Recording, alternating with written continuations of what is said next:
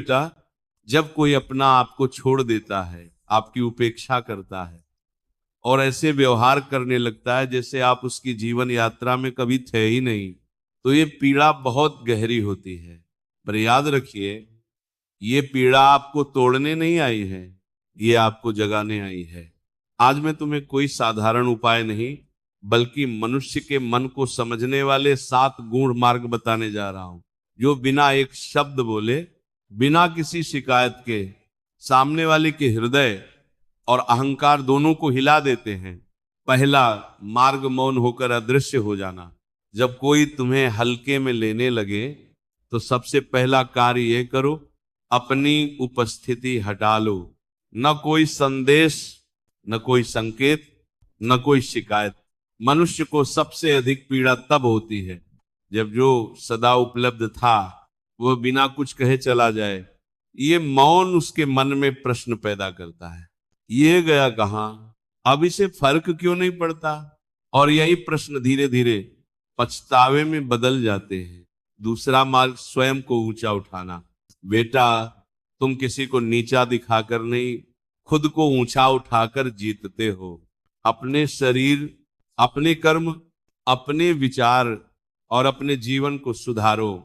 जब वह देखेगा कि तुम उसके बिना भी आगे बढ़ गए तो उसका अहंकार टूटेगा, क्योंकि मनुष्य सबसे अधिक तब जलता है जब वो देखता है कि जिसे उसने छोड़ा वह उससे भी श्रेष्ठ हो गया। तीसरा मार्ग, शांत उदासीनता। न प्रेम दिखाओ, न क्रोध, बस ऐसे व्यवहार करो जैसे वह अब तुम्हारे जीवन का विषय ही नहीं। जब किसी को यह अनुभव होता है कि अब वह किसी के लिए आवश्यक नहीं रहा, तो उसका मन भीतर से टूटने लगता है। याद रखो, जिसे समझाना पड़े उसने कभी समझा ही नहीं। चौथा मार्ग, उसे अपनी दुनिया से बाहर कर देना। अपनी नई यात्रा जियो, पर उसमें उसका नामो निशान न हो। नई सोच, नए लोग, नया जीवन। जब वह देखेगा कि तुम्हारी दुनिया चल रही है और उसमें उसकी कोई जगह नहीं, तो उसे अपनी भूल का आभास होगा। मनुष्य को सबसे अधिक पीड़ा छूट जाने की होती है। पांचवा मार्ग, स्मृतियों की चुप चुभन। कुछ बातें कही नहीं जाती, बस महसूस कराई जाती है। कभी कोई पंक्ति, कभी कोई स्थान, कभी कोई भाव, नाम लिए बिना। और जब वह हर जगह तुम्हें महसूस करने लगे तो समझ लेना उसका मन हार चुका है। बड़ेवाल की छठा मार्ग, खामोशी का प्रहार। बेटा, खामोशी कमजोरी नहीं, ये सबसे बड़ी शक्ति है। न प्रतिक्रिया, न स्पष्टीकरण। जब उसे उत्तर नहीं मिलता तो उसका मन स्वयं से लड़ने लगता है। और जो मनुष्य खुद से हार जाता है उसका पछतावा सबसे गहरा होता है। सातवां मार्ग, सच में आगे बढ़ जाना। ये अंतिम और सबसे बड़ा मार्ग है। दिखावे से नहीं, मन से आगे बढ़ो। अपना आत्मसम्मान वापस लो, अपनी खुशी को चुनो। और यदि वह लौटे भी तो स्वयं से पूछना, क्या मैं फिर वहीं जाऊं जहां मैंने खुद को खो दिया था। जिस दिन तुम सच में आगे बढ़ जाते हो, उसी दिन दुनिया तुम्हारी कीमत समझती है। अंतिम वचन याद रखो बेटा, प्रेम में सबसे बड़ी शक्ति शब्दों में नहीं, मौन में होती है। और जिसने तुम्हें छोड़ा उसे सबसे बड़ा उत्तर तब मिलता है जब तुम बिना बोले इतने बदल जाते हो कि वह तुम्हें फिर से पाने योग्य ही ना रहे। और अब बेटा, ये जो मैं तुम्हें सब कह रहा हूं, ये किसी को वापस लाने की चाल नहीं है, ये तुम्हें खुद के पास वापस लाने का मार्ग है। क्योंकि सच ये है कि जिस दिन तुम किसी के लौट आने का इंतजार छोड़ देते हो, उसी दिन तुम सच में मुक्त होते हो। मनुष्य अक्सर ये भूल करता है कि जिसने उसे छोड़ा वही उसे पूरा करेगा। पर ध्यान से सुनो, जिसने तुम्हें अधूरा छोड़ दिया वह तुम्हें कभी पूरा नहीं कर सकता। असली परिवर्तन यहीं से शुरू होता है।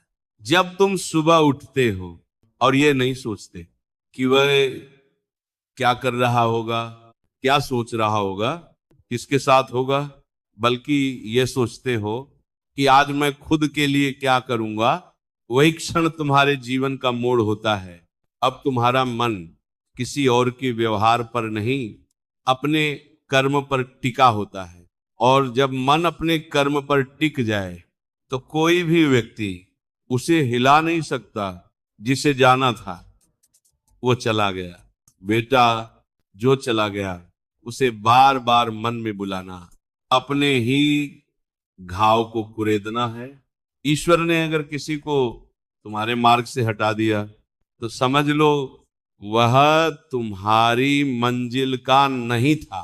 क्योंकि जो सच में तुम्हारे भाग्य में होता है वह बिना लड़ाई, बिना डर, बिना अपमान तुम्हारे साथ टिकता है।